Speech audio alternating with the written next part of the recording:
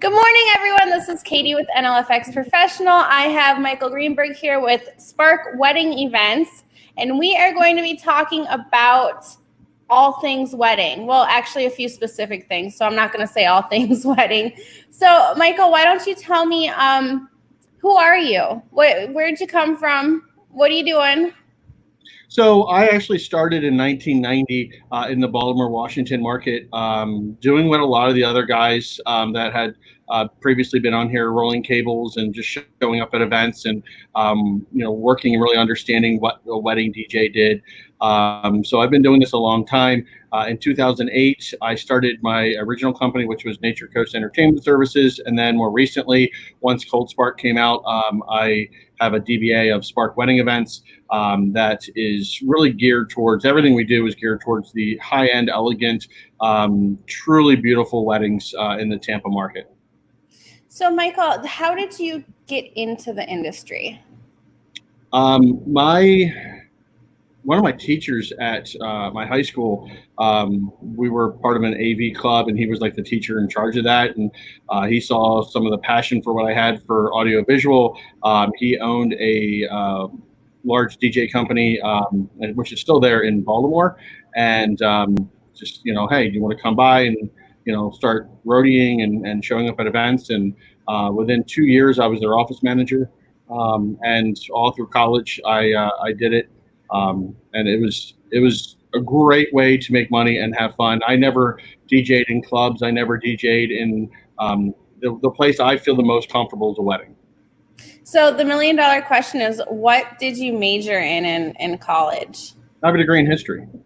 Okay, very cool, very cool. So how is that applicable to DJing? Not even a little bit. Not even a little bit. But, the passion that I had for it was so strong that I left the business for about 10 years, from 1999 to 2008. I moved to Florida, got into a career, and then started in 2008 during the recession, and it's been great ever since. And I never planned on this company actually doing what it's, almost 100 weddings a year.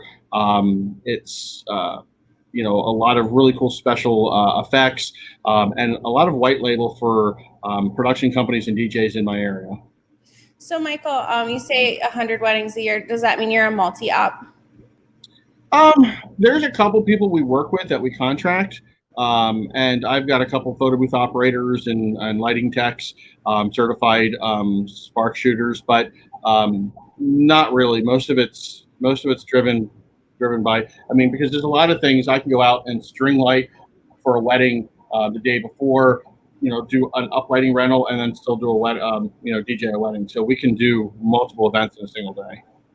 So let's start with this right here. Can you tell me this picture here? I think it's beautiful. We chatted about it a little bit before we started, but what is going on in this picture? How are you getting this look? So this room is really quite stunning. It is an old bank vault in Tampa, in downtown Tampa. So actually just past that, where the SE is on the left-hand side, there's an actual bank vault where we actually put the photo booth in. But this room is completely white. And what we did was a immense amount of uplights to create a smooth feeling of purple.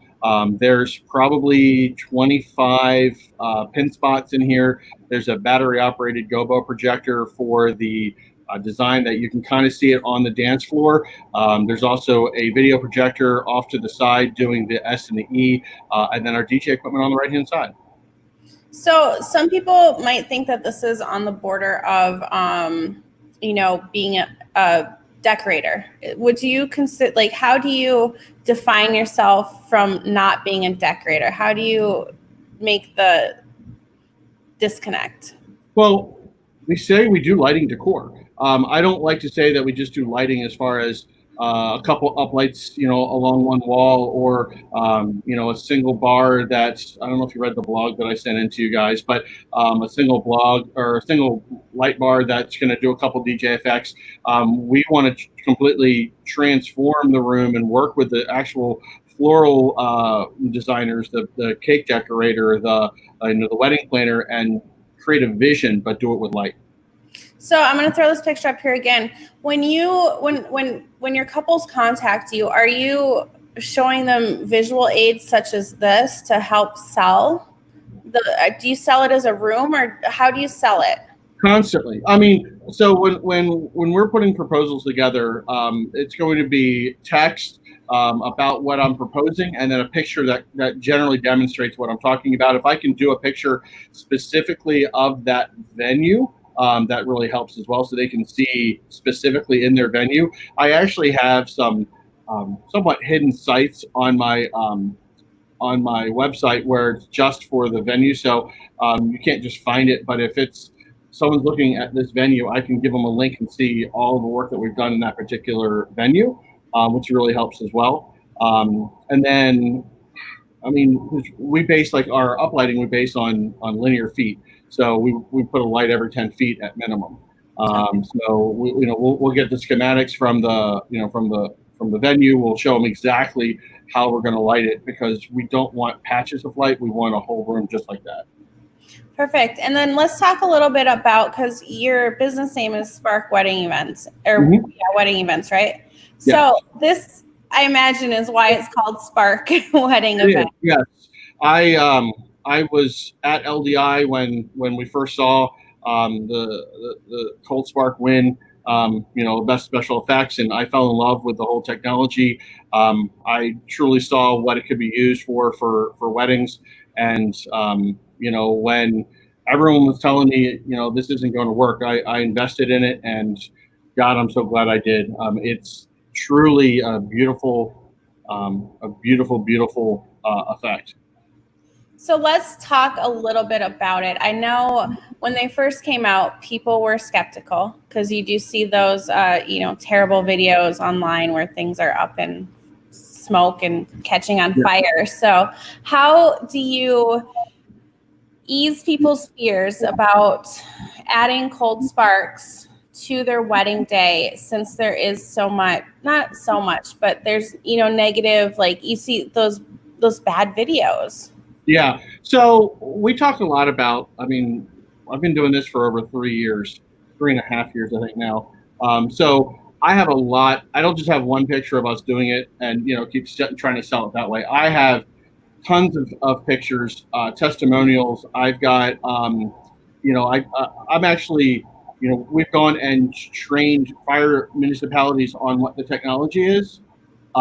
So I've actually had my fire marshal contact venues to ease their concerns, because we have to pull permits. So to let them know, hey, they're fully accredited from, the Tampa Fire Marshal's Department, and, he pulls all the right permits. He does all these things. I mean, I did the sparkler fountains for the Tampa mayor when she became mayor. We've done galas. We've done it inside convention centers. There's a lot of hoops that you have to go through, especially when you're talking about a convention center. But we've learned and gone through all of that. So if somebody wanted to check, how do they start? If they wanted to make sure that they're going to be safe in their own county, how does one do that? I would contact their fire municipality. I would contact, because it's all down to the even if the fire municipality allows it, the venue has to allow it. You're going to be talking with safety managers. You're going to be talking with operations managers. The event coordinators generally have no concept of what is allowed and not allowed. Whether we're going to have to turn off fire suppression, we're going to have a fire watch. We carry a Class D fire extinguisher, which is we're burning metal, so we have the right extinguisher to be able to do that. We have the right certifications as well. So it's a little daunting if you haven't gotten into it, but if you spend the time and truly get into it the right way, you can really do well in your market. All right, guys, if you have questions, write them in the comments. I will monitor them as we are talking here. So if you have any questions for Michael, let us know. My next question for you, Michael, is kind of on the same thing, is how do you ease, because I know you work closely with the venue, right? So how do you how do you ensure to them that nothing, do they require you carry insurance, a certain amount of insurance? And so we provide them with our insurance certificate, which is $2 million. We just had conversations with them. I'll do, there's a couple venues where it took me months to get approved. And some of these are 2 hours from my home, and there's multiple trips of going down there, doing demonstrations, getting the fire marshal with you, like so much to do, that it's, it's just, you have to put the time in, and sometimes the venue will say no, but for the most part, you can, with your confidence, and demonstrating what you can do, you can definitely show them that it's safe. So let's switch it up a little bit. What is one thing that you think you should never do at a wedding as a DJ? Make the wedding about you. I'm sorry, what was that? Make the wedding about you. It should never be about the DJ. I know a lot of people are huge in going out and dancing on the dance floor. That's not me. Definitely man the room and do appropriate amount of interaction. But for a wedding, it's not. In my opinion, the DJ shouldn't be out there dancing. It shouldn't be, hey, look at me. You shouldn't be doing all those types of things. Looks like Mario would like to know what market you're in. I know we mentioned it before, but I believe you're Tampa area, correct? Yeah, Tampa, Orlando, Sarasota, the west coast of Florida, into Central Florida. Perfect. And then Barry says it's a great effect. He uses them all of the time. He does mention that the horror, the videos that we see online are normally the knockoffs. Yes, absolutely. Our fire marshal has really looked into what the machines are. He actually guides, if a company other than me goes to them into what you need, what certifications you need in order to get certified. I found that these fire marshals, after they understand the technology, really want to work with people that want to do it right, and help everyone along that process. Perfect. Guys, again, if you have questions, write them in the comments. Michael is the guy to talk to about this because he is out using these all of the time. So questions are welcome. Now, Michael, I know that you said you have a history degree, so I'm going to ask you a question about history. What if you could live in a specific era of time, which would it be?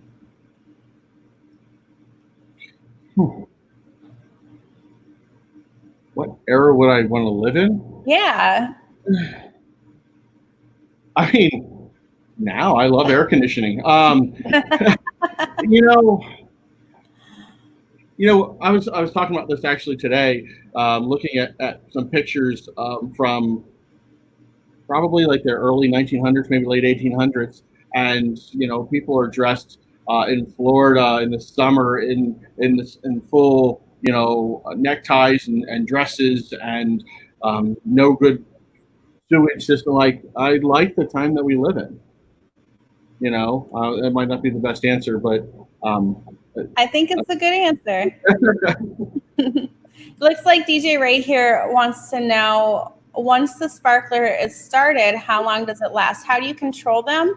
Well, that's actually a great question. What we use is an actual controller. Although they are able to be controlled through just a simple DMX board, we use a controller that's a little bit more intelligent, that is closer to a pyro controller. So it has a key dead man switch.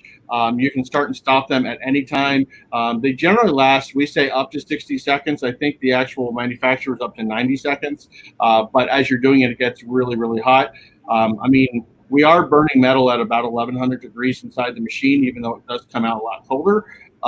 So as you're doing it, it does get very warm. So in order to really keep the machines working right, we say up to a minute.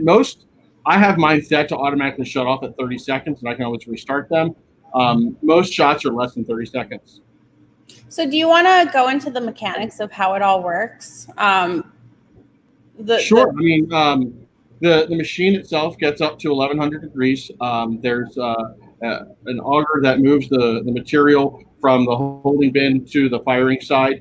The material is a granule that is zirconium and titanium in very, very small bits, plus other inert materials. Once you fire it. It goes through the machine. How it actually ignites it, I'm not 100% sure. It does have 120. Well, no, it's 120 decibels. It sounds like a hair dryer. So it is quite loud. But with normal music or cheering, you don't really hear it. They do start and stop immediately. They go up to 14, 15 feet. They snap and sparkle a foot off the machine. It is hitting at about 65 degrees, but it is, if you don't take care of the material properly with keeping humidity out of it, you could get clumping, and that clump could be on fire and then land on carpet. If that carpet wasn't fire treated, then it could potentially start a fire. So you want to make sure that your material is well kept, whether in Ziploc bags or in glass containers. And then a big and most important thing is to always clear the machine from after you're done. What that does is it clears any material out of that firing side, making sure that there's nothing in there that would clump up and destroy the machine. Looks like Mario says that he's in the Dallas market, and they're also required to follow the same guidance for the sparklers. Right. So I think the important thing here is, guys, if you're interested in getting into the cold spark, check with your market, your county, your fire, people, firemen, and see what the specific guidelines are for your market. That's a big thing. Just, openly communicate with those that are in charge will just stop you from getting in trouble, and also will make, if you do all that extra work, you're going to be the expert and people are going to come to you. I have large production companies that want us for, these major things. I had a church that used us for 10 units for a light show for 3 days, and I had a fire watch there for 3 days. It was a huge sale. It was wonderful. And we actually patched everything through their DMX board, so I didn't have to hit fire at all. They were only short bursts, but I sat through all of the shows with an extinguisher near me and the fire inspector, and it was a huge success. So in your market, do you have an average of what you would rent out your machine for? Do you rent them out individually or as a whole? How does that work? So obviously they're going to come with a tech because you have to be a certified tech. 2 units, we get $750 for basically a minute of shot.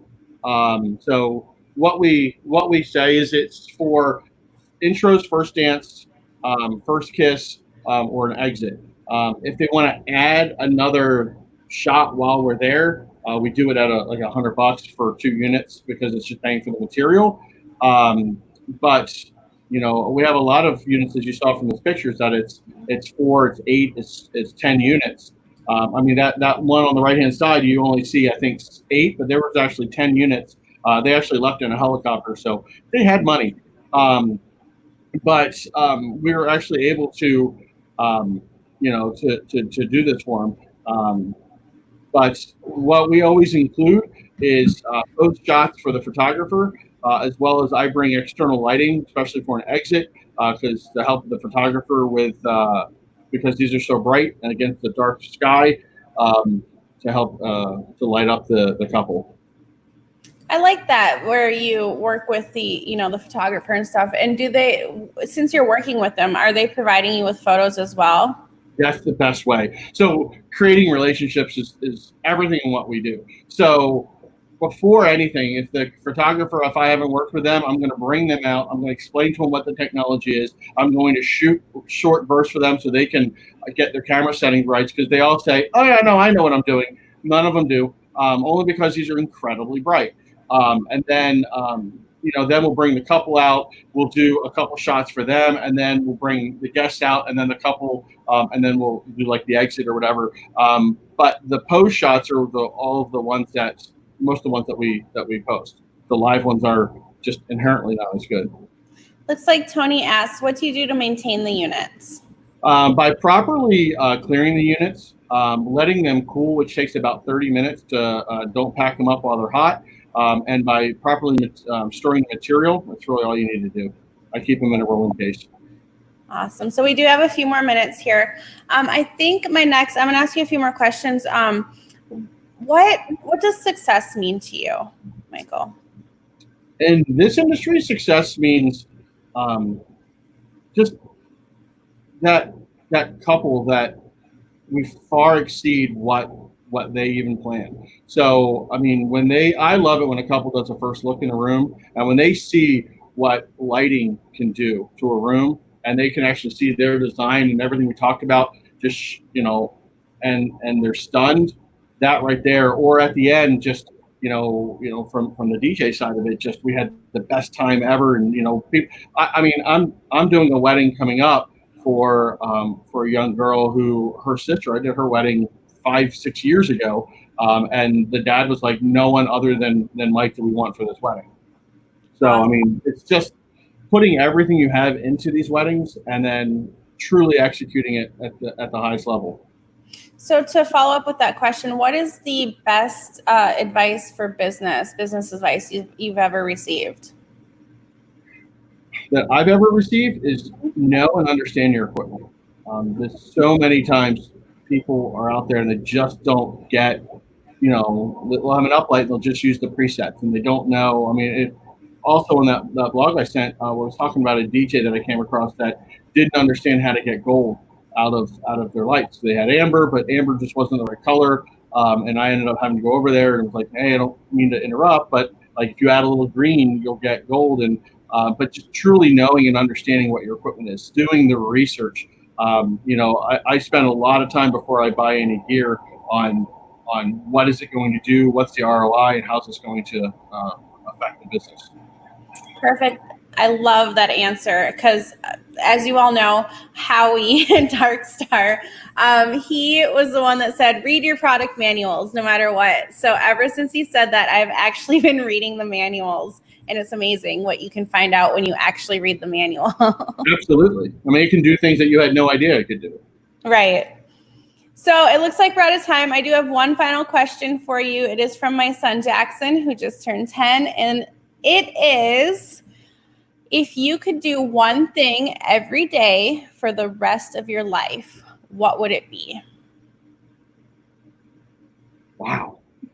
What happened to Dinosaur and Robot? I know, right? Eric had such an easy question. If I could do one thing for the rest of my life, Yep. be happy. Just wake up and be happy every day. That's a good answer. I really like it.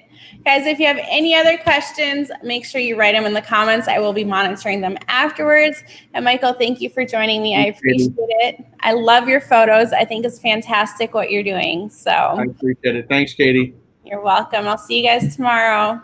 Bye, guys.